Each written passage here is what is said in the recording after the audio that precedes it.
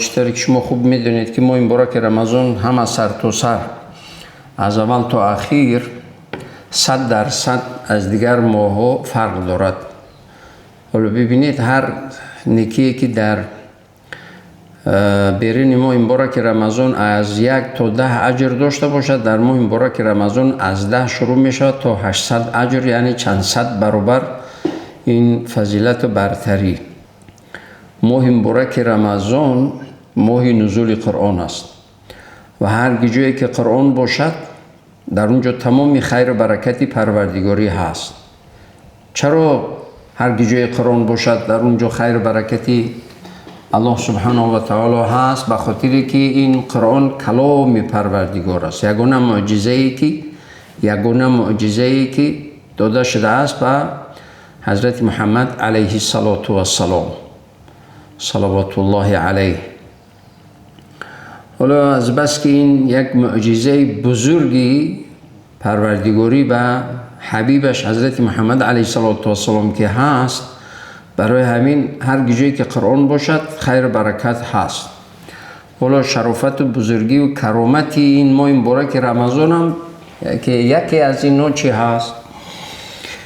یعنی نزول قرآن است.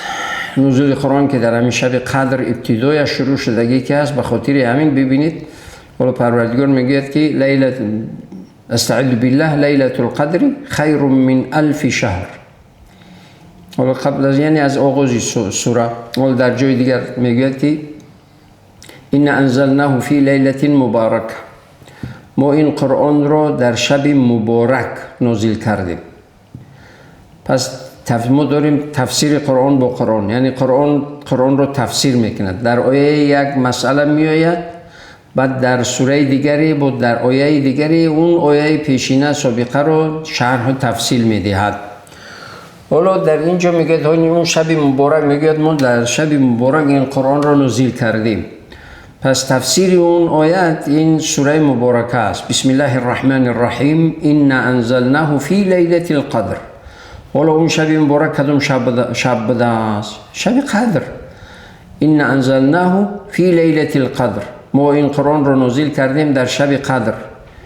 و ما ادراک ما لیلة القدر، آیا میدونید چی عظمت و بزرگی و چی اجر و پاداش و چی خیر و برکتی دارد این شب قدر؟ و ما ادراک ما لیلة القدر لیلة القدر خیر من 1000 شهر. این شب قدر برتر از 1000 ماه هست. میگه خیر من 1000 شهر. ولی این گوینده کی هست؟ الله سبحانه و تعالی، اون پروردگاری کریم و رحیم، اون پروردگاری غنی و کریم. حالا وقتی که میگوید برتر، حالا یک انسانی بگوید برتر، حالا میدونید که چقدر برتری در نظر دارد، اما همچنان که ذات پروردگار رو تصور کرده نمیشود، برترگویی پروردگار رو هم تصور کرده نمیشود. حالا 1000 میگوید برتر از 1000. برتر از 1000 یعنی چی؟ پروردگار خود میدوند که چقدر هست، لیکن ما انیق میدونیم که وقتی که پروردگار بزرگ میگوید که برتر، اون برتر گفتنی پروردگار هم بزرگ است، زیاده، خیلی زیاد است. حالا حتی اگر همین 1000 ماهی رو میگوید که برتر از 1000 ماه هست، اگر حساب شماری کنیم این میشود 83 سال و 4 ماه. 83 سال و 4 ماه. حالا یک شب برابری، یعنی عبادت یک شب، اون عبادت چی تلاوت قرآن باشد، چی استغفار باشد، چی نماز تهجد باشد، چی درود صلوات باشد، چی خیر احسان باشد. وقتی احسان کردید 1 سومون است، 10 سومون است، 100 سومون است، مثل این که شما 83 سال و 4 ماه احسان کردید. حالا در رکعت نماز تهجد خوندید، مثل این که 83 سال و 4 ماه پی در پی شما در عبادت هستید و 83 سال و 4 ماه شما نماز گذاریدید.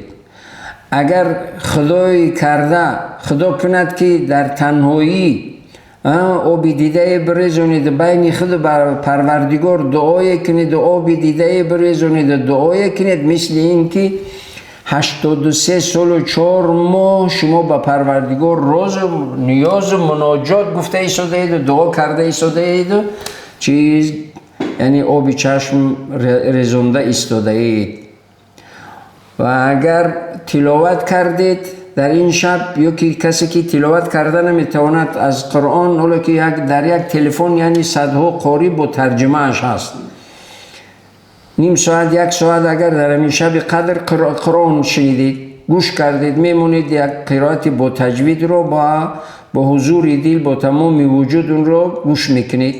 خواننده و شنونده هر دو برابر هستند. حتی نظر کننده به قرآن، یعنی نظری به قرآن عبادت است.